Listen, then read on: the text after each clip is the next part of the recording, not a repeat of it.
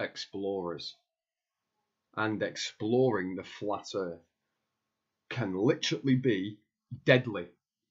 What I've researched over the last few months now has quite shocked me and surprised me in a sense where to fund an expedition like this is quite simple. We could raise enough money and go and do this.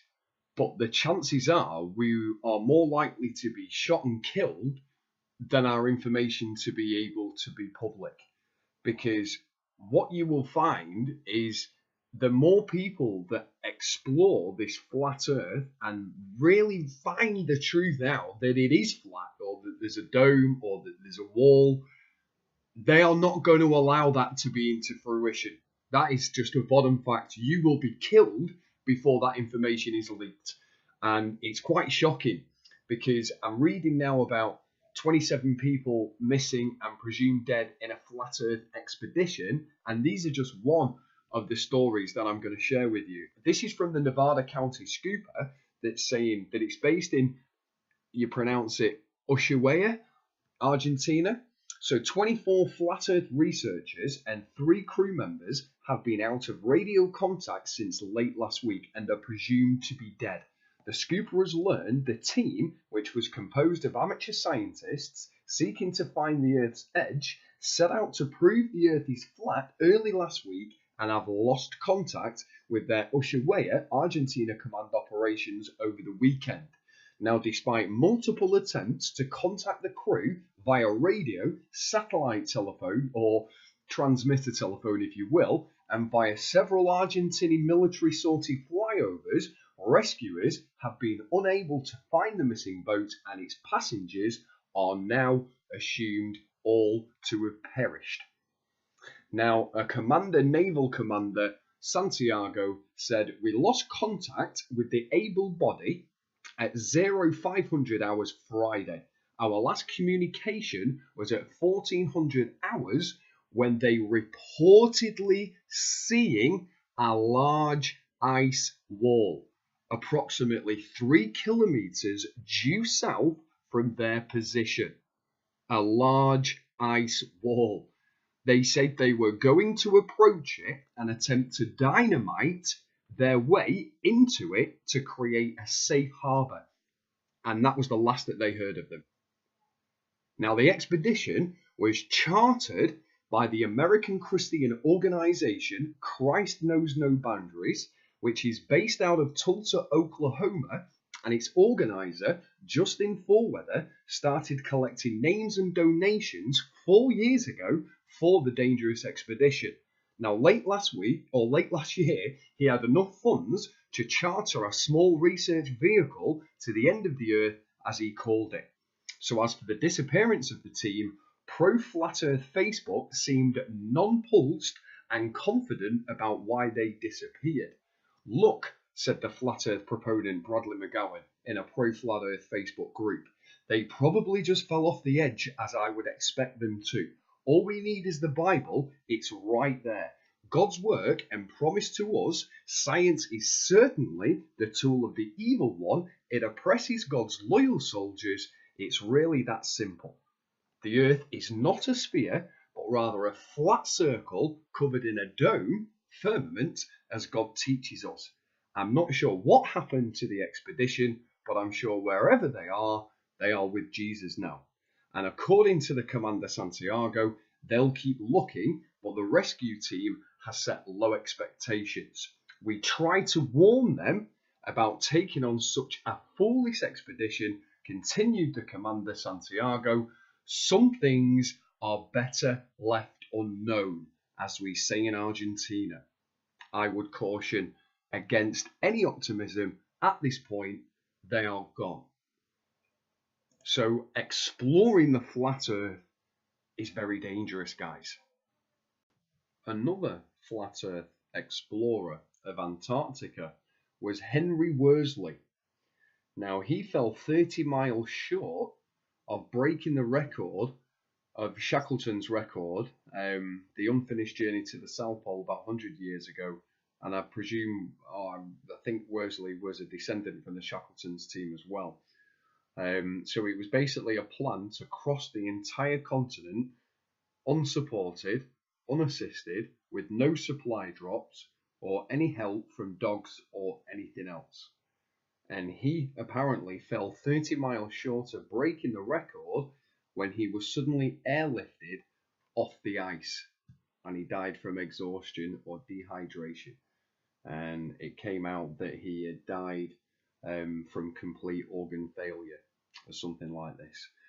Again, what I have to mention is that what I don't understand is how a brave man was allowed to enter Antarctica in the first place when there is supposedly an internationally naval force of ships that keep out all would-be explorers and companies keen to plunder its rich mineral reserves. In fact, I understand that aircraft are not even allowed to fly over it, and there has been no trans-Antarctic expeditions fully completed.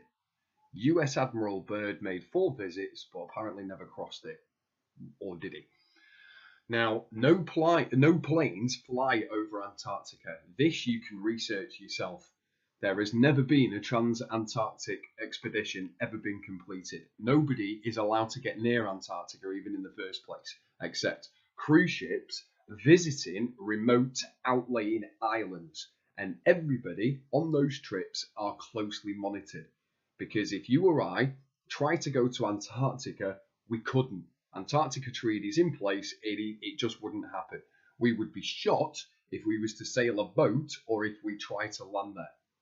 So the international treaty, the Antarctica Treaty, pretending to protect Antarctica from exploration, is in fact a satanic Vatican-penned blockade of the Antarctica to keep the truth of the domed plain away from the people of the world, who have the right to know, obviously, the true shape and the purpose of the world on which we live on. Now, we have the right to go to the edge on which it's been denied. I believe if every single person in the world was allowed to go to the edge of the world of Antarctica and see the dome barrier, or even just to see it on TV, everyone would suddenly change. Beliefs would suddenly change, and you would start to re-examine your life. Because we knew over 500 years ago that the world was flat, so the elite has always known that they've got ancient maps that they've kept secret, and only the adventurous members of the elite were going to ever be allowed to get near the edge. Shackleton being one of them, of course, hence why his disastrous journey is so idolised. If you or I had led such a failed expedition, our names would be mud in the history books. But of course, you or I would not then, cannot now, and never will be allowed anywhere near Antarctica.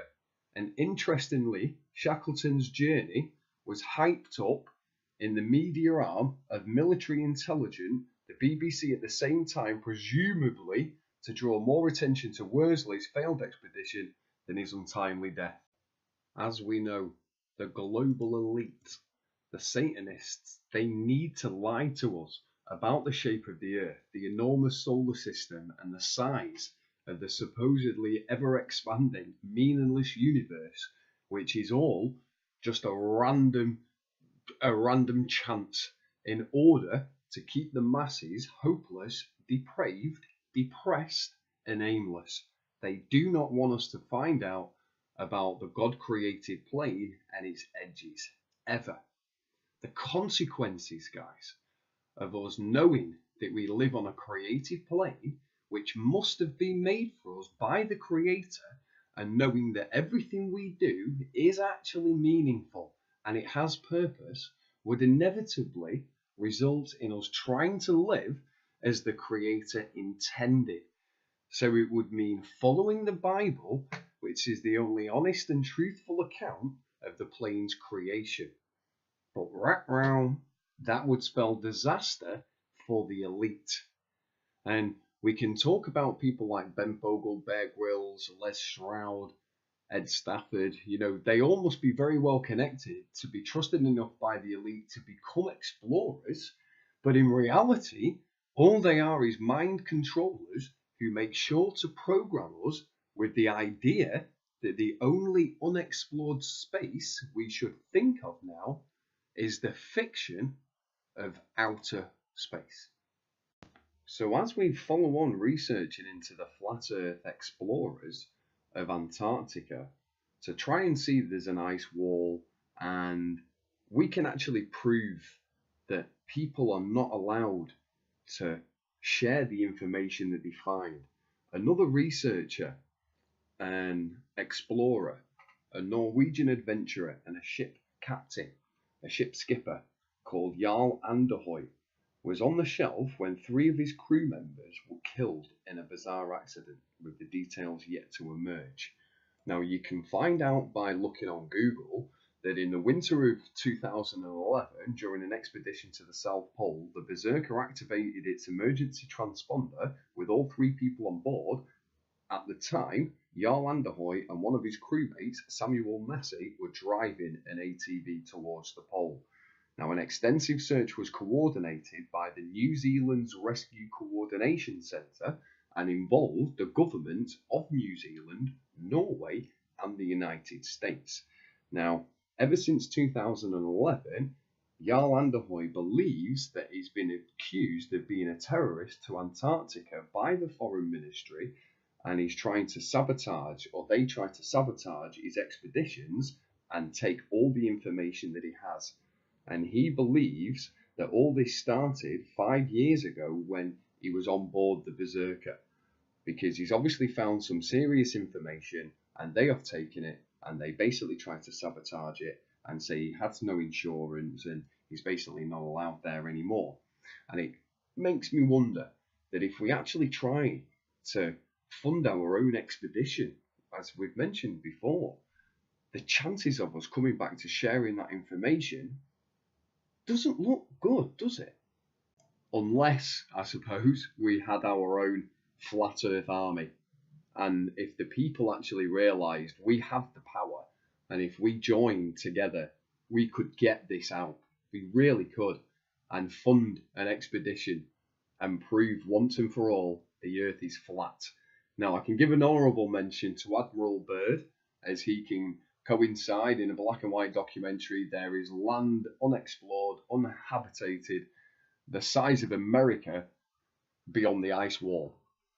There is also a woman called Andrea Barnes, who is from a documentary In Search of the Edge of the Flat Earth by Bulldog or Bullfrog Films, and she tried to prove once and for all that the Earth was flat. And to cut a long story short, in the end of the expedition, they found her jet ski with a message that said she found it. But there was nothing else, and the film was destroyed on the camera. By chance? Or did they actually find the information, keep the camera, and certainly not let those pictures into the public eyes? Now, this research into the explorers of the flat Earth is incredible, as I could talk about this for hours on end. But I will wrap this up, guys, by saying I want to thank you very much for watching this. This one is the longest I've done so far, because it really does scare me to find out that even if we could have the money to go and do our own expedition, we would be shot and killed, and the information is not allowed out. So we have to stick with the information that we have, that other people have left for us, because one thing they can't change, and this is the global conspiracy elite, the one thing they can't change, guys, is that the Earth has always been flat. This is Nee B. Thank you very much for watching. Hit that subscribe if you're new, and I can't wait to speak to you on the next upload. You guys be lucky, take care, and thanks again for watching.